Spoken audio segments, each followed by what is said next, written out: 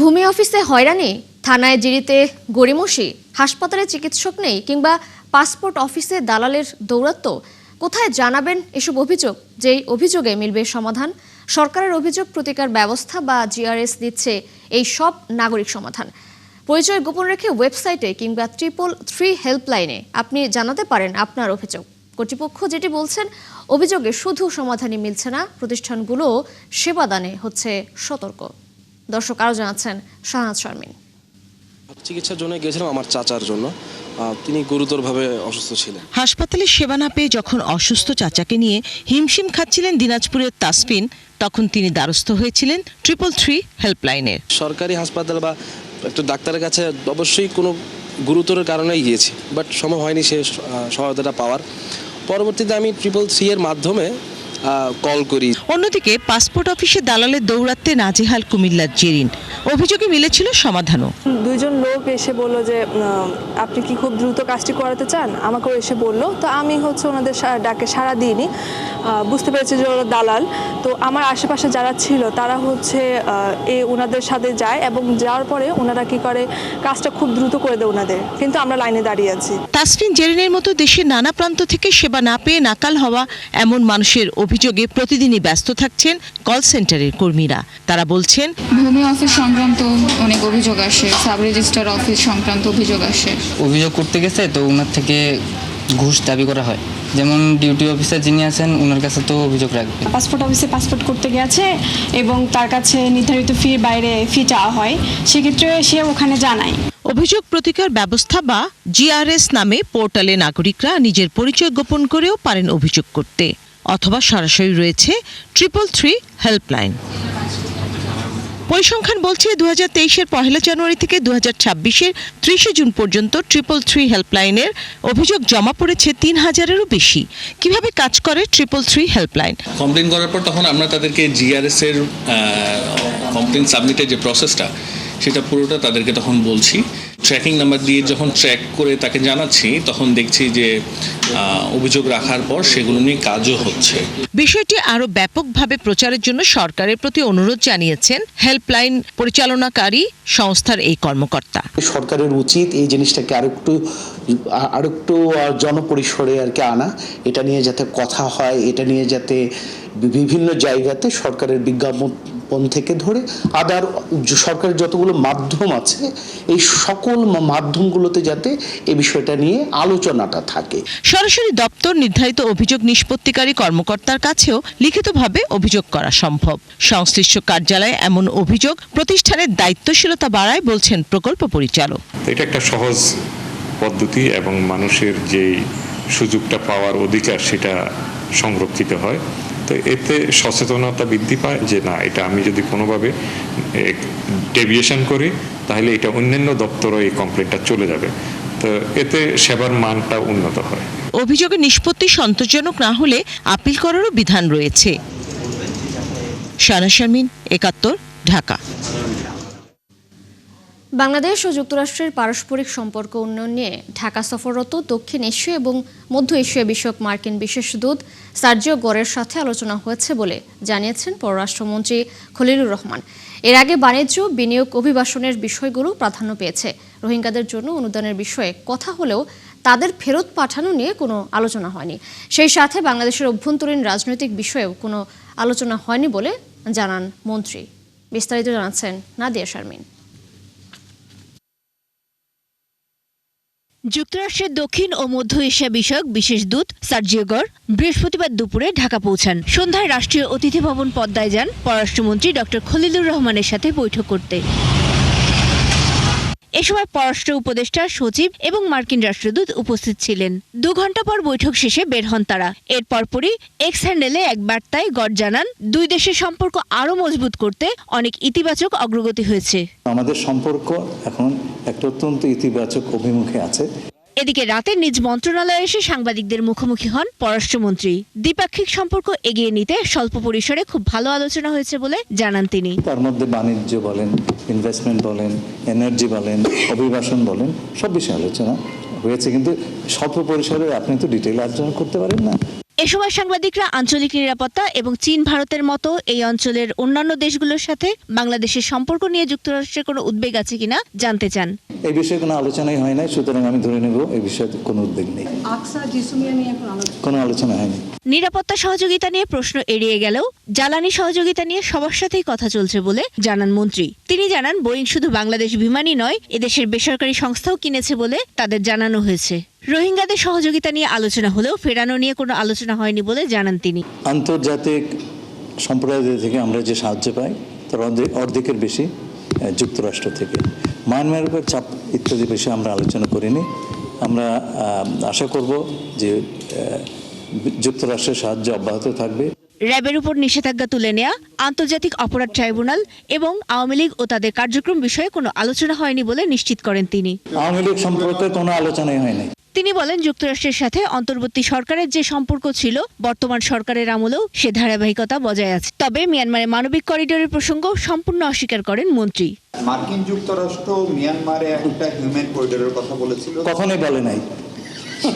আপনারা গুজব শুনে সেটা ছড়াচ্ছেন। বাংলাদেশ চায়না কোনোদিন বলে নাই। বাংলাদেশ চায়না মিয়ানমার যে করিডোর নিয়ে আলোচনা, সেই প্রসঙ্গে তাদের পক্ষে কোনো কথা নাই। ট্যারিফের বিস্তারিত ব্যাখ্যা দিয়ে মন্ত্রী জানান, বাংলাদেশকে অধিকতর বাজারে অনুপ্রবেশের সুযোগ করে দিতে মার্কিন যুক্তরাষ্ট্র বরং একটি ট্যারিফ কোটা ব্যবস্থা করছে। সেটা কেবল বাংলাদেশ এবং সেই সঙ্গে ইন্দোনেশিয়া এবং মালয়েশিয়া এবং আরো একটি আসিয়ান দেশ পেয়েছে। চীনের প্রযুক্তি নিয়ে সাংবাদিকদের প্রশ্নেরও উত্তর দেন তিনি। দুই রকম ব্লকে ভাগ হয়ে যাচ্ছে, এটা তো সকলের একটা, this is an emerging technology. আমরা অনেক কিছুই জানি না।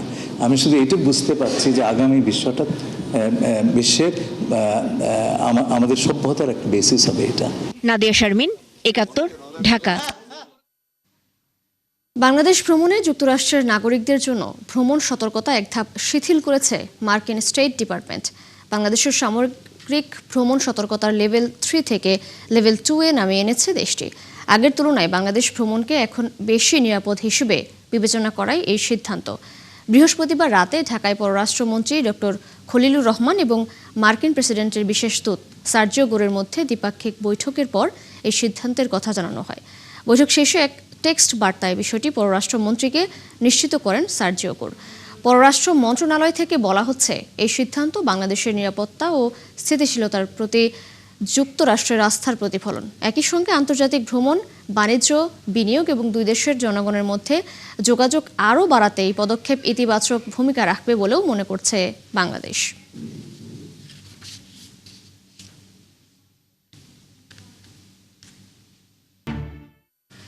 তবে বাংলাদেশ থেকে ৩ লাখ রোহিঙ্গা ফেরত নেয়ার বিষয়ে মিয়ানমারের সাথে কোনো আলোচনা হয়নি বলে জানিয়েছেন পররাষ্ট্র প্রতিমন্ত্রী শামা ওবায়েদ। পররাষ্ট্র মন্ত্রণালয়ে ভিসা বাতিল সংক্রান্ত আন্তঃ মন্ত্রণালয় বৈঠক শেষে সাংবাদিকদের প্রশ্নের জবাবে তিনি এই কথা বলেন। প্রতিমন্ত্রী বলেছেন, সংযুক্ত আরব আমিরাতে স্বয়ংক্রিয় ভিসা বাতিলের যে সংখ্যা গণমাধ্যমে এসেছে তা সঠিক নয়। ভিসা বাতিল হওয়ার সংখ্যা ৬২৬ জন। এখন পর্যন্ত মিয়ানমার সরকারের সাথে বাংলাদেশ সরকারের কোনো আলাপ হয় নাই।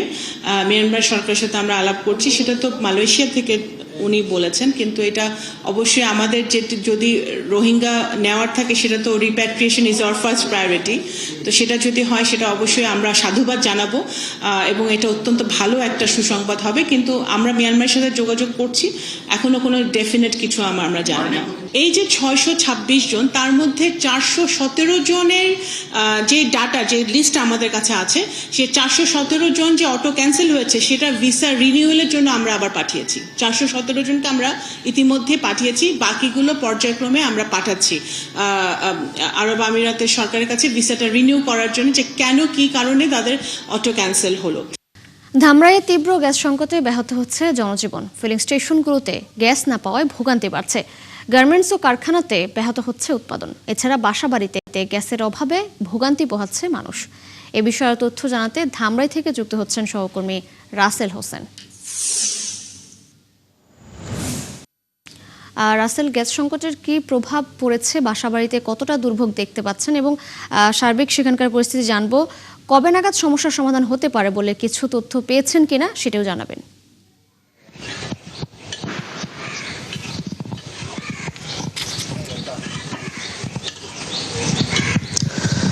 তৃষা, আপনাকে ধন্যবাদ। আমি এই মুহূর্তে রয়েছি কালামপুর এলাকার একটি বাসা বাড়িতে, যে আমার পেছনে দেখতেই পাচ্ছেন তারা এই মুহূর্তে কিন্তু রান্না করছে।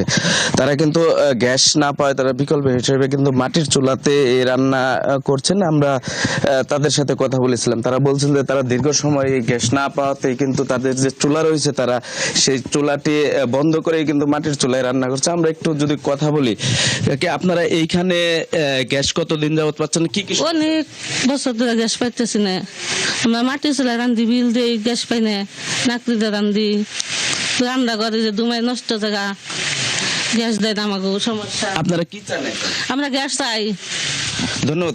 শুনছিলেন যে একজন বলছিলেন যে তারা কিন্তু গ্যাস বিল দিলেও তারা এই মাটির চুলাতে আবার রান্না করতে। আরেকজনের সাথে কথা বলে, কাকা এই আপনাদের এই এলাকায় কতদিন যাবত গ্যাস সমস্যা হচ্ছে? অনেক দীর্ঘদিন ধরে আমরা গ্যাস পাই না। আমরা গ্যাস এইগুলো ঠিকই দিবে নিছি। আমার 3টা চুলায় 1080 টাকা করে বিল একটা চুলে দিই, তাতে 3240 টানি কত জানি, আমার তো হিসাব বুঝি না। এইভাবে দিবে নিছি, আমার গ্যাস থাকে না, আমার খুব কষ্ট। আমি গ্যাসটা এত টাকা ব্যয় করে আনছি, আবার এখন নাকরি কিনে আমরা বাইতে নিয়ে আমার মারবার নিয়ে গায়ে। ধন্যবাদ। শুনছিলেন যে একজন চাষার সাথে কথা বলছিলাম, তিনি যেমনটি বলছেন যে গ্যাসের কারণে তাদের নানা দুর্ভোগ হচ্ছে। আরেকটা বিষয় জানাই আমরা, এই গ্যাসের সংকটের বিষয়ে যে ধামরাই যে আঞ্চলিক তিতাস অফিস রয়েছে তার সাথে কথা বলেছিলাম। তিনি যেমনটি বলছেন যে মূলত জাতীয় গ্রিডে এই গ্যাস সংকট দেখা দিয়ে ধামরাইতেও কিন্তু এই গ্যাস সংকট দেখা দিয়েছে। যদি রাসেল হোসেন আপনি আছেন সেখানে, খোঁজখবর রাখতে থাকুন, হয়তো পরবর্তী সংযোগে আবারও যুক্ত হব। দর্শক, ধামরাই থেকে তীব্র গ্যাস সংকটের খবরাখবর নিয়ে যুক্ত ছিলেন আমাদের সহকর্মী রাসেল হোসেন। রাজশাহীর বাজারে সপ্তাহের ব্যবধানে পেঁয়াজের দাম অপরিবর্তিত থাকলেও বেড়েছে কাঁচা মরিচের দাম। বাজারে কাঁচা মরিচ বিক্রি হচ্ছে মান ভেদে 200 টাকা কেজি দরে, আর লাল মরিচের দাম 150 টাকা। এছাড়া আলু, পেঁপে ছাড়া অন্যান্য সবজির দাম চড়া। বিক্রেতারা বলছেন গেল কয়েকদিনের বৃষ্টিপাত ও বৈরী আবহাওয়ায় নষ্ট হয়েছে সবজির ক্ষেত, যেই কারণে দাম বেড়েছে। রাজশাহীর শুক্রবারের বাজার দর জানাতে আমাদের সাথে যুক্ত হচ্ছেন সহকর্মী রাশিদুল হক রুশো। রুশো, বাজারে কোন কোন সবজির দাম আজ বেশি দেখতে পাচ্ছেন আজ ছুটির দিন, এবং নিত্য প্রয়োজনীয় পণ্যের দাম জানাবেন। দাম নিয়ে ক্রেতা বিক্রেতারা কি বলছেন?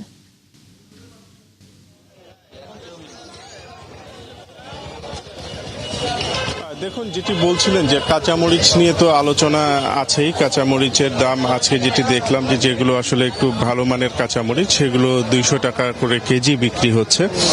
এছাড়া অন্যান্য যে সমস্ত সবজি, সেই সবজির মধ্যে এই আলু আর পেঁপে ছাড়া অন্যান্য সব সবজিরই দাম কিন্তু বেশি।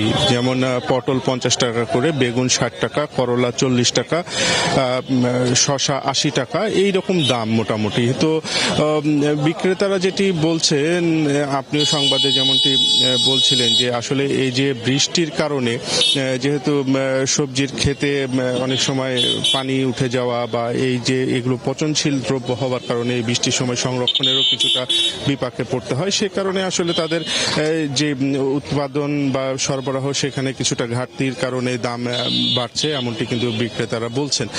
আমরা একটু সরাসরি বিক্রেতাদের সাথেও একটু কথা বলার চেষ্টা করি। আপনার কাছে কি কি সবজি আছে, কত করে দাম? আমার কাছে ভেন্ডি আছে, কচু আছে, পটল আছে, ঝিঙ্গা আছে, বেগুন আছে। বেগুন 80 টাকা কেজি, ভেন্ডি 40, কচু 60, পটল 50, ঝিঙ্গা 60, ধুন্দল হলো 40, লাউ 50। মানে দাম গত সপ্তাহের চেয়ে এবার একটু বেশি মনে হচ্ছে, কেন? গত সপ্তাহে টাকা, এই সপ্তাহে দাম 20 টাকা কেজিতে কম। হ্যাঁ, এই সপ্তাহে 20 টাকা কেজিতে কম। কেন মানে হঠাৎ করে কমে গেল কেন? তাহলে হঠাৎ করে একটু বেশি আমদানি হয়েছে, আমদানির পরে মানে দাম কমে। আর যেহেতু ধরেন বাজারে আমরা মুকামে কম পাই, সেদিনকে দাম বাড়তে হয়। জি তৃষা, যেটি শুনছি আসলে এক একজন বিক্রেতা মূলত এক এক ধরনের কথা বলছেন। যারা বলছেন যে যাদের কাছে সরবরাহ বেশি রয়েছে তারা অনেক কমে আসলে বিক্রি করতে পাচ্ছেন, এবং অনেকে বলছেন যে এই আবহাওয়ার কারণে পর্যাপ্ত যেই মালামাল যে ব্যবস্থা, যোগাযোগ ব্যবস্থা, সেটির কারণেও আসলে পর্যাপ্ত তারা যেই সবজি সেটি তারা তুলতে পারছে না, সেই ক্ষেত্রে আসলে কিছুটা দাম বাড়ছে। মূলত কাঁচা মরিচের দামের সাথে অন্যান্য যে। ধন্যবাদ যুক্ত হওয়ার জন্য, আপনি আছেন, সঙ্গে থাকবেন। দর্শক, রাজশাহী থেকে আজকের ছুটির দিনে বাজার দর নিয়ে জানাচ্ছিলেন আমাদের সহকর্মী রাশিদুল হক রুশো। দর্শক, চলছে সংবাদ সংযোগ। সরাসরি সংবাদ অনুষ্ঠান দেখতে চোখ রাখুন ৭১-এর ফেসবুক পেজে এবং সাবস্ক্রাইব করুন ৭১-এর ইউটিউব চ্যানেল। থাকুন ৭১-এর সাথেই।